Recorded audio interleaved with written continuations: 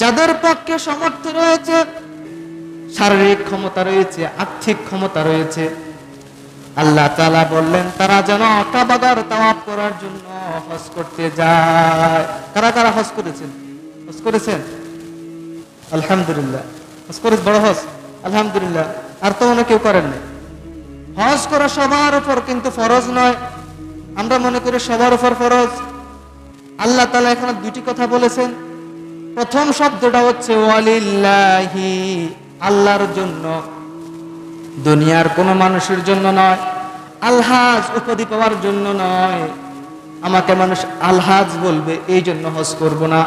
যদি এই জন্য হজ করা হয় তাহলে কিয়ামতের ময়দানে আল্লাহ রাব্বুল আলামিন হজের এই কার্যাবলীগুলো, সওয়াবগুলো একটা ফুটলির মাঝে বেঁধে জাহান্নামে নিক্ষেপ করে। বলেন নাউযুবিল্লাহ। এজন্য আলহাজের জন্য আমরা হজ করতে যাব না। ওয়ালিল্লাহি, আল্লাহ রাব্বুল আলামিন দেখেন কত মহান, কত বড় হিকমতওয়ালা আল্লাহ রাব্বুল আলামিন। দেখেন কোরআনের প্রত্যেকটি শব্দ কোনো ভুল ধরার কোনো ক্ষমতা কারো কেন নাই। যেমন আপনি দেখেন কোরআনের বাক্যের কত মিল।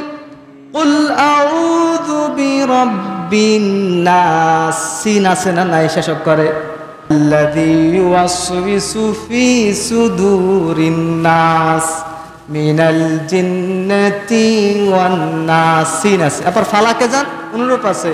তারপর আপনি লাহাবে যান, তারপর আপনি কাফিরুনে যান। প্রত্যেকটা সূরার মাঝে আল্লাহ তাআলা বাক্যের একটা মিল দিয়েছে।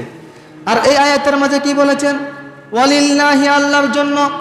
ইন্না সালাতি ওয়া নুসুকি ওয়া মাহইয়ায়া ওয়া মামাতি লিল্লাহি রাব্বিল আলামিন। জুমার নামাজ পড়তে এসেছি কার জন্য? ফজরের নামাজ, জোহরের নামাজ, আসরের নামাজ, মাগরিবের নামাজ, ইশারের নামাজ। আল্লাহ তাআলা বলেন ইন্না সলাতি ওয়া নুসুকি, নুসুক মানে হচ্ছে কুরবানি। আমার সালাত, আমার কুরবানি, অমাহিয়া আমার জীবন, অমামাতি আমার মৃত্যু, লিল্লাহি রাব্বিল আলামিন, কার জন্য? লিল্লাহি, বিশ্বজগতের প্রতিপালক একমাত্র প্রভু আল্লাহ রাব্বুল আলামিনের জন্য। আল্লাহ এখানে বলেন ওয়ালিল্লাহি আলান নাসি হিজ্জুল বাইতি মান ইসতাতা ইলাইহি সাবিলা, যাদের পক্ষে সামর্থ্য রয়েছে তাদের জন্য হজ ফরজ।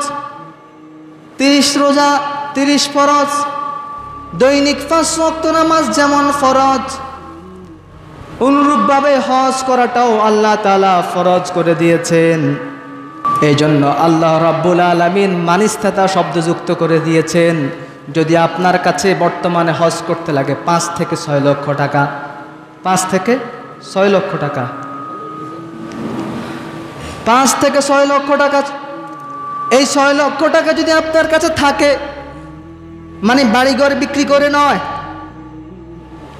বাড়িঘর বন্ধক দিয়ে নয়, লোন নিয়ে নয়, আপনার জমানো টাকা আছে, আপনার সামর্থ্য রয়েছে, পরিবারের মানুষরা না খেয়ে মারা যাবে না, না খেয়ে মারা যাবে না, কথা বলেন না, না খেয়ে মারা যাবে না। পরিবারের জন্য খাবার কিনে দিয়েছেন, খাবার কিনে দেওয়ার পরে আপনার 6 লক্ষ টাকা হজ করিষ্ঠ, পরিবারের কোনো সমস্যা হবে না, তাহলে আপনার জন্য হজ ফরজ। আর যদি সামর্থ্য না থাকে তাহলে হজ ফরজ নয়। এটা হলো কি? টাকার সামর্থ্য। এজন্য এক হলো টাকার সামর্থ্য, 2 নাম্বার সামর্থ্য হলো শক্তির সামর্থ্য।